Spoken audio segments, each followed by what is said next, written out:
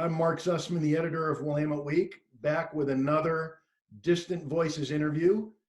This morning, we're delighted to have the executive director of the Oregon Historical Society, Kerry Tymchuk. Kerry, it's wonderful to see you. Good to see you, Mark. I did get your title right. Executive director. You've been doing that for almost, what, 9 years now? Yeah, a little over 9 years. Time flies. Kerry, give our viewers who may not be as familiar a brief primer on Oregon during the Jim Crow era, if you can. Well, you go way back, of course, to 1857, when 60 delegates, and of course back then would have been 60 Caucasian men, gathered in Salem to write the Constitution. Because Oregon was a territory then, but one of the steps to statehood, of course, was to have a constitution. They wrote it, and they sent 3 measures to a vote of the Caucasian men of the territory. And there were about 10,000 of them at the time. Asking the 3 questions were: 1, do you approve the Constitution? Overwhelming vote, yes. The second was, when Oregon enters the Union, which they would in 1859, should we enter as a free state that bans slavery, or a slave state that allows slavery? And by about a 3-to-1 margin, they voted to enter as a free state. But the third question was, should we allow blacks in Oregon, period? And by an 8-to-1 margin, the answer was no. Oregon is the only one of the 50 states that was admitted to the Union with a constitution that actually banned all blacks from living in that state. And in theory, what was the punishment, if there was? There was whipping. There were lash laws at the time. People turned back. It was never really enforced to the level that it sounded like it would be enforced. And then the constitutional amendments enacted under Lincoln, of course, rendered it moot. But it remained in the Constitution until 1926, when it was finally removed by a vote of the people. And you'd be saddened by how many people voted against removing it, even in 1926. But the strength of it was sending that message. Here was a constitution that banned blacks from living in that state. So as blacks began to move from the South to other places, those with means and motivation, they went elsewhere. I mean, the message was sent loud and clear from Oregon, a constitution that banned blacks from living in that state. So, Kerry, related to that, and with the obvious acknowledgement that I'm a white man and you're a white man, I'd like you to weigh in a little bit on the conversation about memorials and statues. Sure.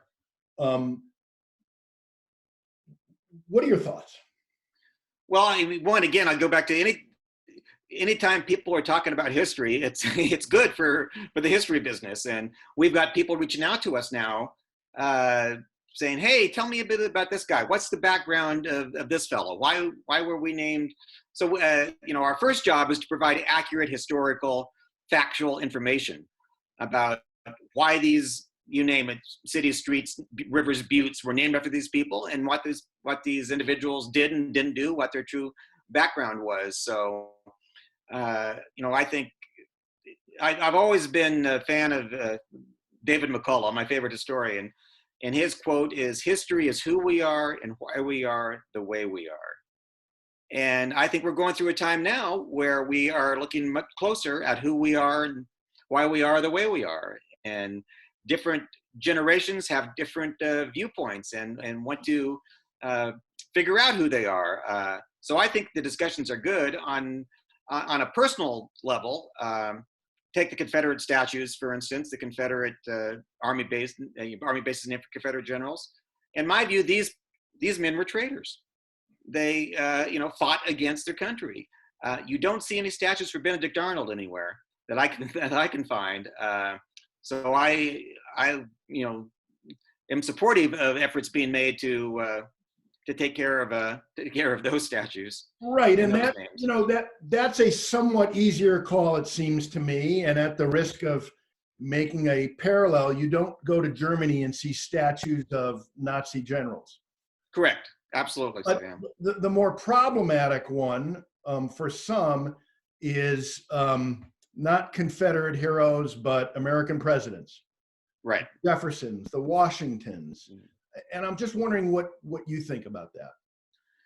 I think if you tell the whole story, then you leave it up to people to make judgments. I mean, Washington, Jefferson, Lincoln, they all had good and bad, obviously.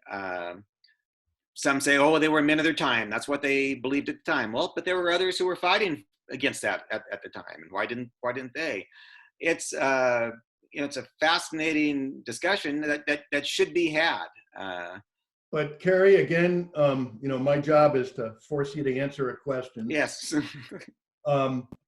Should buildings named after Thomas Jefferson be removed? The name. Should Wilson High School be renamed? I mean, it looks like it's. I think Wilson High School is. Yeah, it's. I think it's. Oh, I'm not going to make the decision for people. I think the process. If you have a process and go through it, where you've got involvement, community involvement, and student involvement, and then I think a decision. I'll leave it up to them to make that decision. But I think the process is in place. It's certainly worth considering. It shouldn't be. The people say no, out of hand. We can't change any names. Well, history changes, and I think the discussions are good ones and productive ones. So, Kerry, I'm wondering, not that you want to do this, but there's been discussion about some of Oregon's forefathers. I think there has now been an agreement to remove the name of Matthew Deedy, Yep. of Deedy Hall and University of Oregon, who was a Oregon forefather but had a troubled past. Who are we missing, Kerry? Who are some? Well, I've always, for years, I've wondered about Lane County. I mean, certainly Lane County is, along with Multnomah, one of the most progressive liberal counties in Oregon. And Joseph Lane, for who it's named after, first territorial governor, early senator, was an avowed racist. And so much so that when the Civil War occurred, he sided with the South. In 1860, he was the vice presidential nominee of the ticket led by John Breckinridge. The Democrat Party had split in two that year. The Northern Democrats nominated Stephen Douglas, who was pro-slavery, but not pro-slavery enough for the Southern Democrats, who nominated Vice President Breckinridge, who picked as his running mate Joseph Lane, senator from Oregon. It was the first election Oregon voted in, presidential election. Lincoln won in Oregon very narrowly over the Breckinridge-Lane ticket, who came in second here in Oregon. But when he sided with the South after the war started, that kind of ended his career. Lane returned to Oregon, retired to Roseburg, where he lived out his life. But the fact that Lane County is named after this individual, I mean, that's a larger discussion.